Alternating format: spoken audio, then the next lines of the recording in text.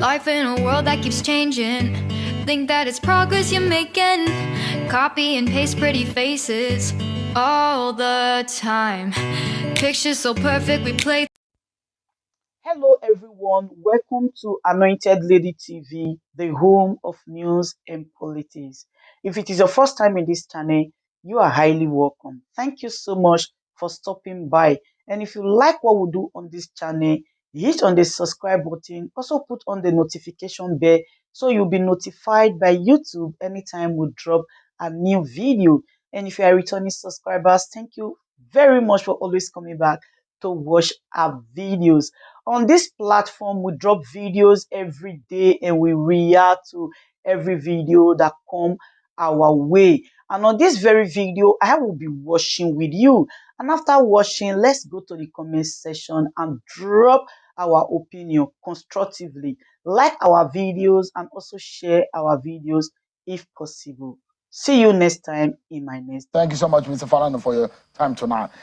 Give us your own view as a senior lawyer, someone who has monitored, studied, understood our electoral jurisprudence. What do you make of the Supreme Court judgment, the outcome, the affirmation of Bola Tinubu's election?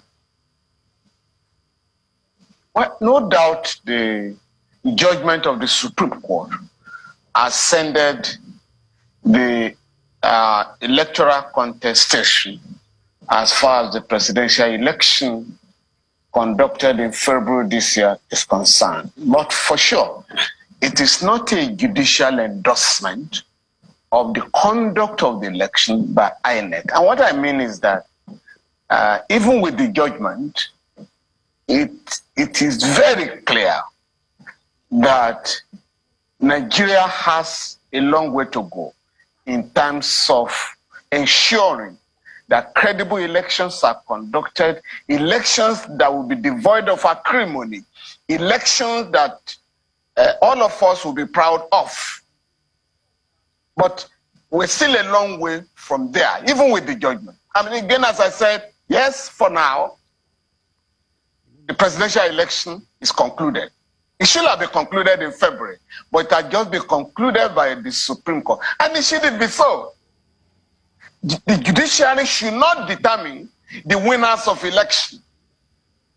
Judges are not suited to determine the winners of election. That is a job that is exclusively reserved for INEC if things are done properly. And that is why we must put an end to the shame that has become our law in terms of conducting election. Because we must all realize at all times that this country, Nigeria, is the largest concentration of black people on earth. And we therefore have a greater responsibility to put our house in order so that black people will not be insulted all over the world. And it doesn't take so much to conduct good elections if members of the political class are honest and dedicated to the conduct of transparent election. But that is not there. And what has worsened the occasion is the culture of impunity.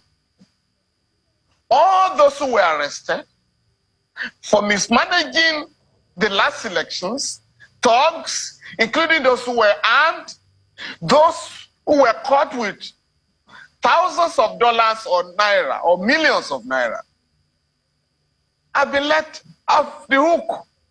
And so it's business as usual. We are simply waiting for the next election.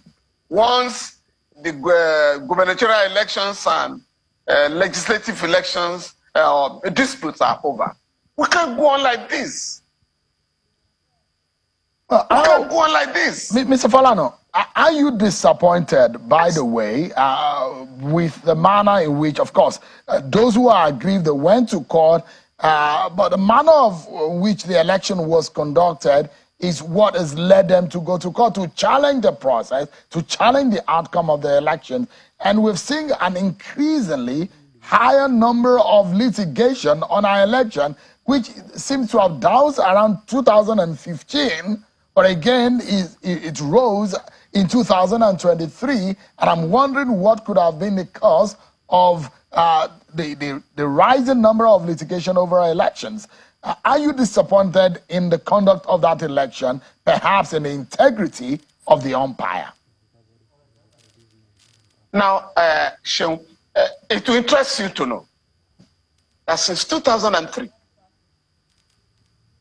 we recorded the lowest number of election petitions this year. You'll be surprised. Just about 426 election petitions. Whereas in 2003 and 2007, we're talking of close to 1,000. Over 1,000 in 2007. Now, at that time, again, contrary to what many people feel, the 2007 election, presidential election, was narrowly won in the Supreme Court by the late Umaru Musa, Yar'Adua. It was a 4-3 narrow, justices of the Supreme Court that decided that case. And that was why the president said, the election that brought me into office is highly flawed. Therefore, I am going to put in place an electoral reforms panel to look at our electoral system and put an end to the shameful conduct of elections in Nigeria. If I made the point earlier, if INEC conducts good elections, nobody will go to court. In fact, you have had situations in Nigeria, particularly in 2015 or thereabout, where losers congratulated the winners. And that is how it should be. Particularly in these days of conducting elections with the aid of technology. Let everybody see what you are doing. If you say you are going to transmit election results, you must transmit. And that was the point I thought was not quite canvassed for me. Regardless of what Section 66 of the Electoral Act provides. Once INEC has gone out, telling Nigerians repeatedly, the INEC chairman was in the US, was in the UK, telling the whole world, we are going to transmit election results. You don't need any other law. By what you call the doctrine of estoppel, promissory estoppel, you cannot go back and say, I never said it. You are banned by your promise. You are banned by your commitment. Open declaration. So for us, we must begin to get it right. Again, as I said, once you operate a system whereby those who violate the law are not brought to book, you are not going to get it right. And this is why these violations of the Electoral Act have continued. Seun, we recorded the highest number of pre-election cases this year, 1,878. The federal courts, for several months, couldn't handle any other case. Because the National Assembly, again, outside the provisions of the Constitution, decided to task the federal court, with the enormous responsibility of dealing with pre-election matter. And why did that happen? Party shiftings in the majority of the political parties put the Electoral Act aside and decided to impose candidates on the electorate. So many aggrieved persons went to court. In 2019, we had about, 750 pre-election cases. Last year, 1,878. So, and those are the guys who are challenging INEC for not conducting good elections. Those who could not conduct good primaries in their political parties. Today, Nigeria conducts the worst local government elections in Africa whereby the candidates of the ruling party in any of the states must win all chairmanship and councillorship elections. It doesn't happen anywhere, apart from Nigeria. And again, these are the guys who are blaming INEC for not conducting good elections. So the members of the Nigerian political class will have to be tasked by the Nigerian people. We have to be challenged by the Nigerian people. Whether they want democracy or autocracy, whether they want popular democracy as opposed to bourgeois democracy, whether they want maximum participation of the Nigerian people as opposed to, participation in the election by a few money bags. I believe that the intervention of the Supreme Court, and at the end of the day, other courts, will force us to go back to the drawing table and address double nomination, use of technology to conduct elections, whereby it will be made optional, it will be compulsory. We must have electoral offenses commission to deal with electoral offenses. We must go back to the implementation of the recommendations of the Waste Panel, i.e., that honors of proof of good elections, credible elections, should rest on either. You claim you have conducted good elections. Come and prove it. But you have a situation whereby the petitioner will find it difficult to serve the respondent.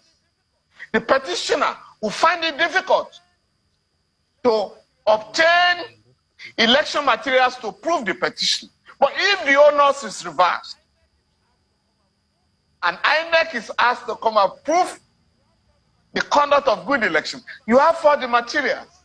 And some of my colleagues are far. How do you do that? I said, well, no, it's like you file a petition, an application, challenging the detention of a Nigerian or a citizen. Once you can show the court that Mr. Chinwo Kimbaloye is being detained in the Ikeja police station, that's all. The onus shifts to the police to justify before the court. Why was he arrested? Why was he detained? How many days can you detain him? Why have you not brought him to trial? So, since you claim to have conducted good elections, please come and prove it. And that was the point the Waste Panel was making. Mr. Falana, I need to take you to issues of governance, and particularly, you wrote a letter which got my interest, which you wrote to the Minister of Finance. Yes. But I'd like to quickly get your attention, just in 60 seconds quickly, on what former President Jonathan said today when he visited President Tinubu at the presidential villa. He said, we must move forward and elections are over. How easy do you think Nigerians can move forward? Those who think that mandates have been stolen, these elections was not right, INEC has failed Nigerians, they are disappointed in the court, the justices of the courts have also disappointed them. Those are the belief of some people. How easy are we to move forward, and can we move forward from all of these scenarios and all of these arguments by some Nigerians, especially in the face of what Nigerians face right now under the Tinubu presidency? No, Sean, as I said, we have only concluded the presidential election with the judgment of the Supreme Court delivered yesterday. Election petitions are ongoing in the majority of the states. Election petitions are ongoing with respect to a number of legislative seats. So the election will not be concluded until later in the year or later in the year. And it shouldn't be so. 3 African countries conducted presidential elections in the last 1 year. In the other 2 countries, Angola and Kenya, the petitions were determined within 14 days, either by the Constitutional Court or the Supreme Court. It's only in Nigeria where you have 2 or 3 cadres, judicial cadres, to determine who the governor of a state is. That was not the position in Nigeria before now. Up to 2011, all election petitions terminated with respect to governorship election, terminated at the Court of Appeal. Why are we talking of 3 stages for presidential, 2 stages, Court of Appeal and the Supreme Court? For legislative elections, election petition tribunal and the Court of Appeal. Why should that of the governor be 3 stages? These are issues to resolve. On with respect to President Jonathan, yes, I agree with you. With the Supreme Court ascended the dispute over the presidential election, but for other elections, you know, we're still in court. You know, the other point, you cannot have political stability if the economy is taken over by foreign interests. If the economy is not run in the interest of the Nigerian people, if majority of people are poor and they cannot afford even 1 meal a day, not to talk of 3 square meals, we are in trouble. And that is where we are. If the value of your currency is being destroyed daily by the dollarization of the economy and the manipulation of the exchange rates by the so-called market forces who are really economic members of what you might call economic cabal. So you cannot talk of you can't talk of democracy. And that is why this government must address some of the concerns that are being raised. I just sent a letter to the Minister of Finance. Has he responded to you, Mr. Falana? Has the Minister of Finance responded to your letter? No. 34 billion US dollars is involved here, right here. You are alleging and saying that money, 34.2 billion US dollars. Yes. That's a lot of money. Taken illegally by the NNPCL. NNPCL. That money was destined. It was meant to be paid to the Federation account. This is money. This is our dividend and feed gas money, you know, and by the LNG and pay to the Federation account via the NNPCL. But NNPCL cornered the money. And so we are asking questions. The other letter I'm sending to the government, again, has to do with the judgment delivered by the Supreme Court in October 2018 to the fact that the federal government shall collect outstanding royalties from 6 oil companies, international oil companies, OICs, and to the tune of $62 billion. So from the 2 sources, we are talking of about $100 billion. I don't want to go into other areas. So why are we punishing ourselves? 5 years ago, the Chinese and the Nigerian governments sat down and agreed to have currency swap. Now, why have Nigerians been denied the opportunity to go to China and buy goods in naira, but paying naira, not dollars, so that Chinese can also come to Nigeria and spend yuan? Where we are today, the world is moving. Nigeria is being left behind. What you call the BRICS, Sheung, is an attempt to dump the dollar and trade your own currencies. But our own country is being more Catholic than the Pope. You have Saudi Arabia, Egypt, UAE, and others are now in the BRICS. But we're neutral. We're not there. And that is why we have this problem of looking for dollars in Nigeria. We have a problem whereby in our own country, we are ignoring the naira. People are spending the dollar to pay school fees, to buy properties, to pay rents, and so on and so forth. Ladies and gentlemen, good day, my brothers and sisters, my mommies and my daddies over there. Is your sister again, your doctor, your friend, your girl, Anointed Lady TV. Please, if today is your first time of coming across my YouTube channel, please do subscribe for me. Subscribe and turn on the notification bell. So each time I upload any video, you will be notified. So in this my channel, I will be bringing up many things to you in which you will benefit from it. I do talk show, I do news, anything you want to talk about, I am into it.